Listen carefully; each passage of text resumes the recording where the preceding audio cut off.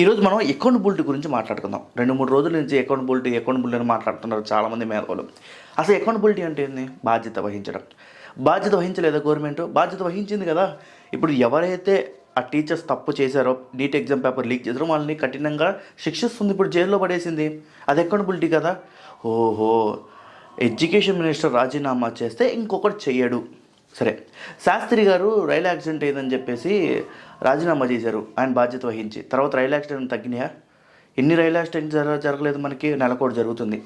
సరే, నిర్భయ చట్టం తొక్క తోలు అని చెప్పేసి మైనర్ బాలికల మీద అత్యాచారం జరుగుతుందని చెప్పేసి పోక్సో తెచ్చాం. పోక్సో తెచ్చిన తర్వాత ఏమన్నా మైనర్ బాలికల మీద రేపు లాగినాయా? మొన్నే కదా రాజస్థాన్లోనో ఎక్కడోనో 36 మంది ఒక చిన్న పాపను రేపు చేసి చంపేశారు. మరి అక్కడ లేదా అకౌంటబిలిటీ? అక్కడ రాలేదా? చట్టాలు తీసుకొచ్చారు కదా. రైతుల కోసం గవర్నమెంట్లు మారినప్పుడల్లా కొత్త చట్టాలు తీసుకొచ్చారు కదా. మళ్ళీ రైతు చావులేని ఆగినాయా? పోనీ బాధ్యత వహించి ఎడ్యుకేషన్ మినిస్టరే రాజీనామా చేస్తే ఇప్పుడు ఎవరు ఎక్కుతారు అక్కడ? మళ్ళీ బీజేపీ మంత్రి ఎక్కుతాడు కదా. అప్పుడు మీరేమంటారు? అందుకని చెప్పేసి మోడీ రాజీనామా చేస్తే పోయిద్ది కదా అని. మోడీ రాజీనామా చేస్తే ఎవరు ప్రధానమంత్రి అవుతారు? రాహుల్ గాంధీ అవుతారా? ఇప్పుడున్న ప్రతిపక్ష పార్టీలన్నీ రాహుల్ గాంధీ సపోర్ట్ చేస్తాయి. నేను క్రేజీ వాళ్ళే సపోర్ట్ చేయాలి సీసీ ప్రొటెస్ట్లో రాహుల్ గాంధీకి. ఇప్పుడున్న స్టేట్స్ అన్ని మెజార్టీ ఏది? NDA government. అక్కడో ఇక్కడో కాంగ్రెస్ గవర్నమెంట్ ఉంది.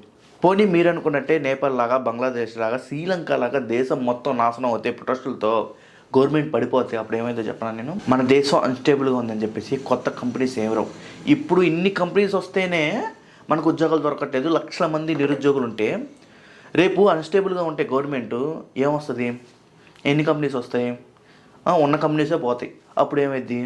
నీకు చూపించుకోవడానికి హాస్పిటల్ ఉండదు, డాక్టర్లు ఉండరు. ముందుగా ఏమైంది? స్టాక్ మార్కెట్ పడిపోయింది. స్టాక్ మార్కెట్ పడిపోయిన తర్వాత కొన్ని వేల కంపెనీస్ లాస్లో వస్తాయి.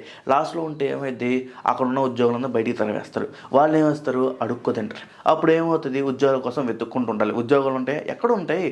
ఎక్కడ పడితే అక్కడ ప్రొటెస్టులు, ఎక్కడ పడితే అక్కడ గొడవలు, ఎక్కడ పడితే కుల మతాలు, ఫ్యాన్స్ వారు, ఇవన్నీ వందల వేలు లక్షల మంది బయటకు వచ్చి కొట్టుకుంటూ ఉంటారు. అప్పుడు ఏమవుతుంది?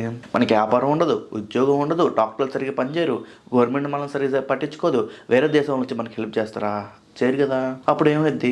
మనమే నాశనం అయిపోతాం. నీట్ ఎగ్జామ్ వల్ల చనిపోయింది 20 మంది.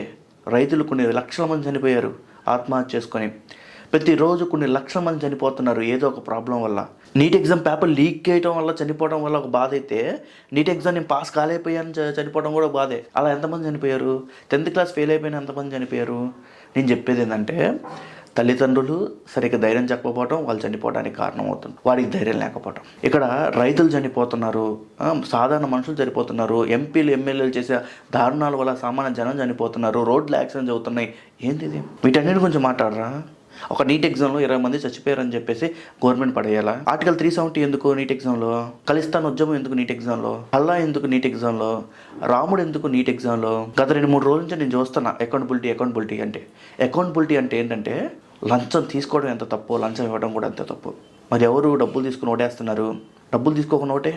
సో అకౌంటబిలిటీ అనేది ఒక పచ్చి అబద్ధం. దేశాన్ని క్వశ్చన్ చేయాలంటే, మోడీని క్వశ్చన్ చేయాలంటే 1,00,000 సవాళ్ళు ఉన్నాయి. మరి ఏం చేయాలంటారా? ఏం చేస్తారంటే సైలెంట్గా కూర్చోండి, ఎలక్షన్స్ వచ్చినప్పుడు మీ పవర్ చూపియండి, అంతే.